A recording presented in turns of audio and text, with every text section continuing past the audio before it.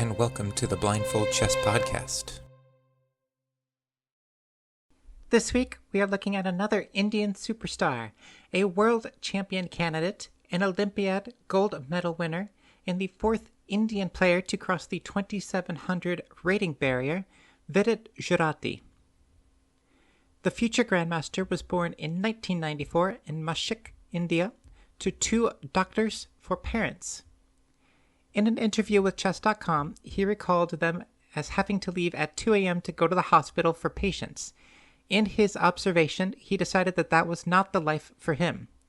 Instead, he considered sports as a suitable choice to offer balance and flexibility. Quote, "I did not realize then that sports can be more volatile. I made a judgment error, but it worked out well." End quote. He learned how to play chess at the age of 6. In an interview with The Hindu, he said, quote, "I was 6 years old and I was very mischievous as a child. My parents wanted to engage me in some activity. I used to play cricket like every Indian kid. My dad took me to a club and cricket was played with a season ball there. My dad told me to wait for another year and then play cricket, and until then to pick another sport. So I started chess." End quote. His first major tournament accomplishment came at the Asian Youth Championships, where he finished second, which automatically granted him his FIDE Master title. That is actually a fun quirk of the FIDE title system. The traditional method of earning that title requires a FIDE rating of 2300. However, if you perform well at the World Youth Championship in certain age divisions, like winning the under 14 or under 12 sections, you automatically get it, which is what Vidit did. But you can also come in second or third in the under 18 or under 16 sections, or score 65% or better in an Olympiad, or if you are a continental tournament in certain age sections, then you are just automatically given the FIDE Master title. These alternative methods also apply to earning a Candidate Master title, International Master title, or even a Grandmaster title by winning or performing well in specific tournaments. 2 years later, while playing in the under 14 division, Vidit won the World Youth Chess Championship with a score of 9 out of 11, becoming the first Indian to do so, as well as clinching his final norm to become an international master. The next year, he played in the under 16 section of the World Youth Chess Championship, where he placed second and crossed the 2500 rating barrier, which is one of the steps needed to traditionally earn the Grandmaster title. 2 years later, he started to collect those Grandmaster norms. The first was at the World Junior Chess Championship in the under 20 division in Chennai. His second was at the Nagpur International Open. And in 2012, at the age of 18, he finished in a tie for third at the Rose Valley Kolkata Open Grandmaster Tournament, collecting his third and final Grandmaster norm, officially earning the title and becoming the 30th Indian player to become a Grandmaster. In terms of super elite players, this is actually a pretty late time to collect the Grandmaster milestone. In an interview with Chess.com, he had expressed that it was not easy to travel to Europe for tournaments due to all of the expenses involved. All of his GM norms took place in India, which was difficult as there were not a lot of players around his rating there. It actually is very difficult to coordinate a GM norm level tournament. It requires at least a 7-round tournament, or usually 9, with a third of the players being Grandmasters. You must face opponents from at least 3 different federations, essentially countries, and at least 50% of the players in the field must be titled players, and if you are including Grandmasters in your tournament, then their rating has to be above 2380. The logistics of all of that alone are difficult and expensive, and if you look around the world, the larger the country, the more difficult it is to achieve due to the increased difficulty of finding players and playing players from different federations. In 2013, Vidit took home the bronze medal at the World Junior Championship in the under 20 division. In January of 2014, he crossed the 2600 rating barrier for the first time. The following year, he took home third at the Asian Chess Championship. His placement allowed him to qualify for the 2015 Chess World Cup. At the 2015 World Chess Cup, it was a 128-player single-elimination tournament where Vidit came in around the middle of the pack, coming in as the 70th seed with a rating of 2644. He was paired against Lazaro Brunson, the 59th seed in the first round, and lost 3-1. At the Olympiad in 2016, Vidit was playing on the third board when the team finished in a 7-way tie for fourth. Jumping ahead just a little, Vidit started 2018 at the Tata Steel tournament in the Challenger section, where he won the event, which advanced him to the Master section, but along the way, he went undefeated and crossed the 2700 rating barrier, which made him the fourth Indian player to do so. In September, he repeated for playing for Team India at the Olympiad on board 3 behind his teammates Vishwanathan Anand and Patala Harikrishna. The team finished with the same match point total as 2016, but they finished in 6th place this time around. In January of 2019, Vidit got his first chance at the Masters section of the Wimbledon of Chess, the Tata Steel tournament, where he defeated the former world champion Vladimir Kramnik. After this tournament, Kramnik would announce his retirement. Vidit finished that tournament in 6th out of 14. In July, at the Biel Chess Festival, a tournament that consisted of 21 games, 7 classical, 7 rapid, and 7 blitz games, with each time control having a different amount of points that you can earn, Vidit ended up winning the tournament by a 6-point margin, with Sam Shanklin coming in second place. To close out the year, he played in his first FIDE Fischer Random World Championship, which is also known as Chess 960. This World Championship was unique. Anyone in the world could participate online for the first few rounds of the tournament. If you did, you were placed in one of 32 groups where you had to finish in the top 5 of your section in order to move on to round 2. In round 2, there were 160 players that were split across 12 groups, and to continue onward, you had to finish in the top 7 of your section after a 9-round tournament. If you managed that and moved on to round 3, you would meet 96 players split across 6 groups of 16 players in a single elimination bracket. And if you worked your way through that and won your individual section, you would have made it to the quarterfinals, and this is where we find Vidit. After that gauntlet, he eventually fell to Vladimir Fedoseev and Alireza Firouzja in the consolation bracket. In 2020, Vidit found himself as the captain of the Indian Online Chess Olympiad. This event finished with India tying for first and sharing a gold medal with Team Russia. At the World Cup, Vidit came in as the 29th seed out of 128th, and he did better this time. He made it to the 3rd round, where he fell to the 4th seed Wesley So. In 2022, he was on the 2nd board of the Olympiad team, where Team India took home the bronze medal.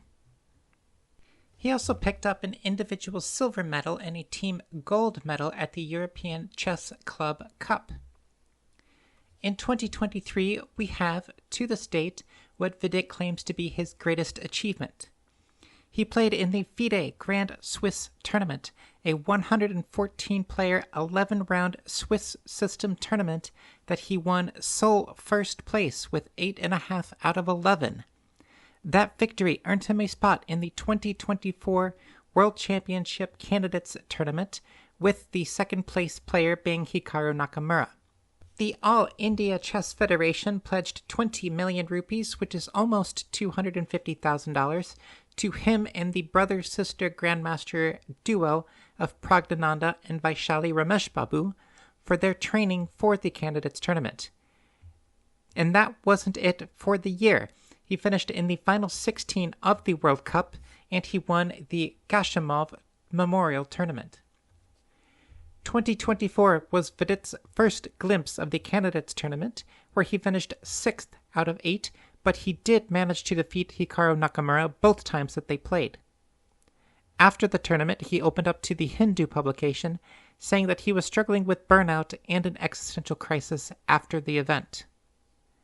And that brings us to 2025, where so far this year he has won the Paris Freestyle Chess Grand Slam tournament, and in April he got married to Nidhi Kataria. And if you were to type his name into YouTube, you'll be greeted with the Chess Space India YouTube channel, where his King Sacrifice against Hikaru Nakamura has racked up over 5 million views, and the shortest game of Magnus Carlsen's chess career, which was against Vidit, has over 75 million views. For our game this week, we are traveling to the Tata Steel India Blitz tournament back in 2023. Vidit Gujrathi versus Vincent Keymer. Now, if we're ready, let's begin. 1. Pawn to d4. Knight f6. 2. Pawn to c4. Pawn to e6. 3. Knight c3. Bishop b4.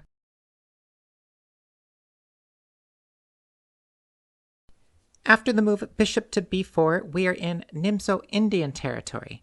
The idea is to put pressure on the knight on c3, which reduces white's control over the e4 square. One of the key ideas in this opening is to immediately create an imbalance where black will give up the bishop pair while harming white's pawn structure and creating a knight and bishop versus two bishop scenario.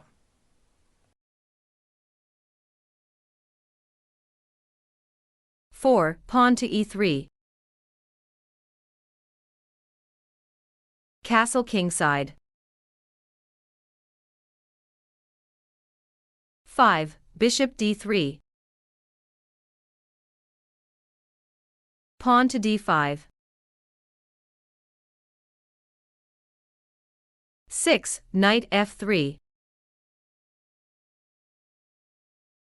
Pawn d captures c4. 7. Bishop captures c4. Pawn to c5.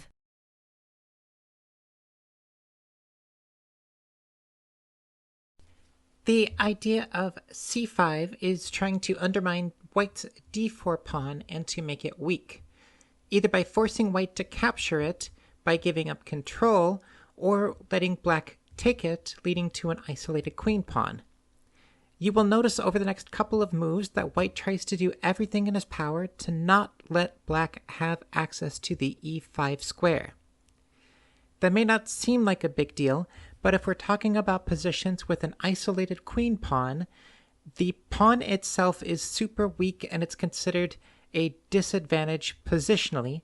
However, the offsetting advantage is it gives white extra space, mainly that e5 square.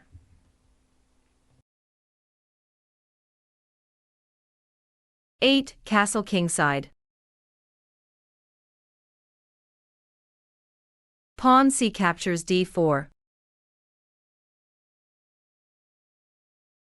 9. Pawn e captures d4. Pawn to b6.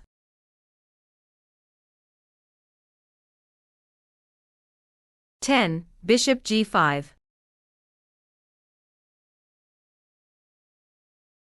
Bishop b7.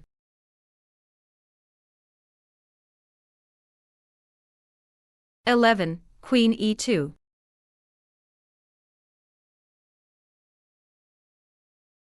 Bishop captures c3.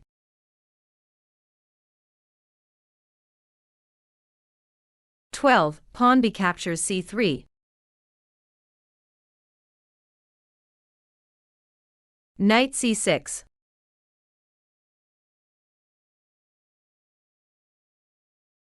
13. Knight e5. Knight e7.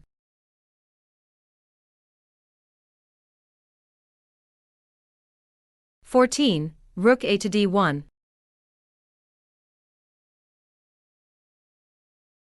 Rook c8.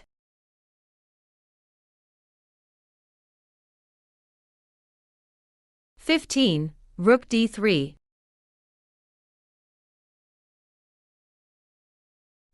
With the move rook to d3, what is white's idea?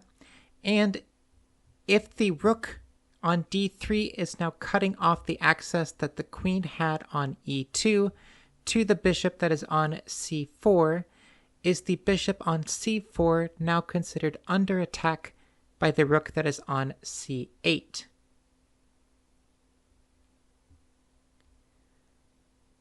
So white's idea by playing rook to d3 is to swing the rook over to the king side, otherwise known as a rook lift, in order to get more pieces into the attack.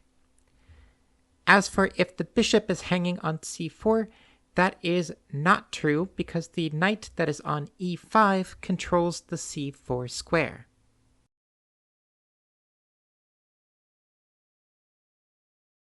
Knight e4.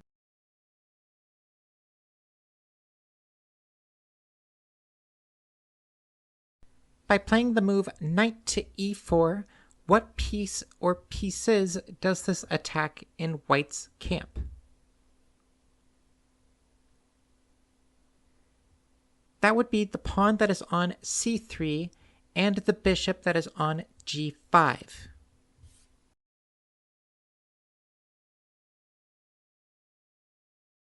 (16) Bishop h4. Queen c7.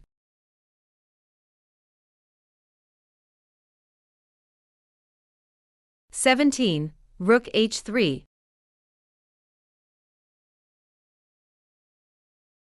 Knight f5.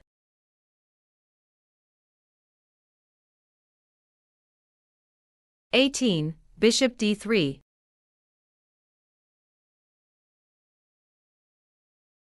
Knight captures c3.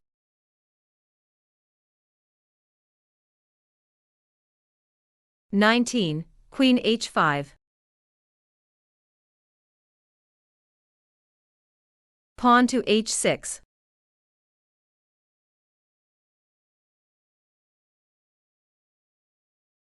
The move h6 tries to shut down white's attack, but white has other ideas.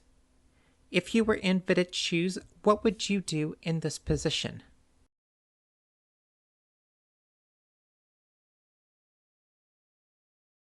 (20) Bishop f6.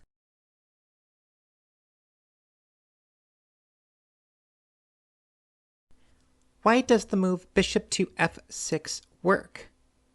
What would happen if black were to play like pawn g captures on f6?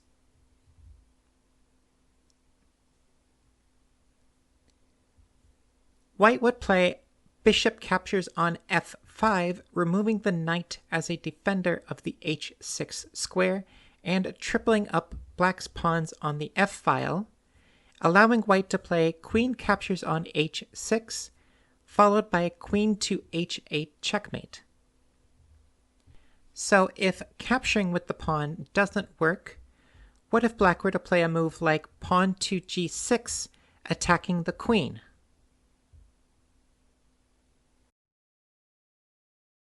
If black were to try to do that, white could sacrifice the knight by playing knight captures on g6. If black were to play pawn captures on g6, white can play queen captures on g6 check. Black would have two ways to defend, either knight back to g7, which allows white to play rook to h8 check, followed with queen to h7 checkmate, or if the queen were to protect on g7, then black just loses the queen by bishop captures on g7.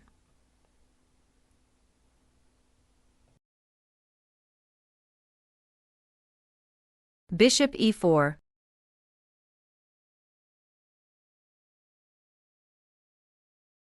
(21) Bishop captures g7.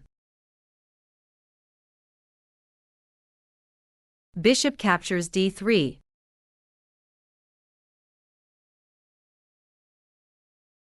(22) Bishop captures h6. Bishop e2.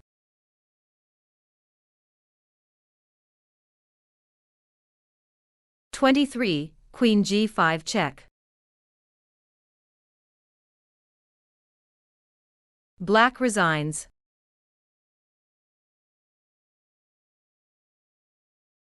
Why did Black resign in this position?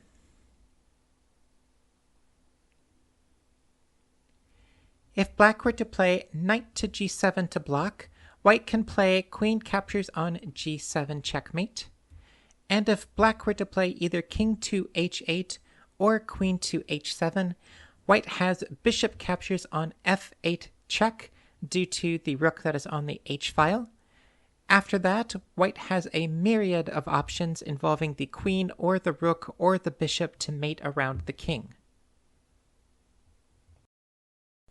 This game is a great example of the 3 or more piece attack principle.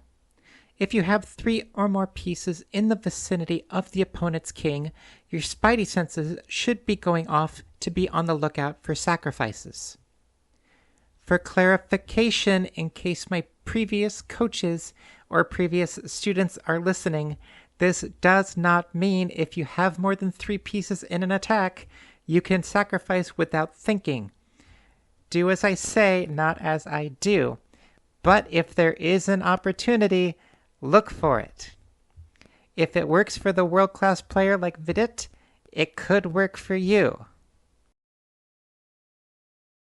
An individual and team Olympiad medalist and winner, a candidates participant, a Fischer Random World Championship quarterfinalist, a Biel Chess Festival winner, and a Grand Swiss winner, Vidit continues to climb in the chess world, where he does have a pattern for getting a taste of an event and then slowly improving in that event the more experience he gets. If he continues with that trend, who knows where he will end up. So that is all that we have for this week. Tune in next time where we will continue to work on our blindfold skills and look at another game of the Masters.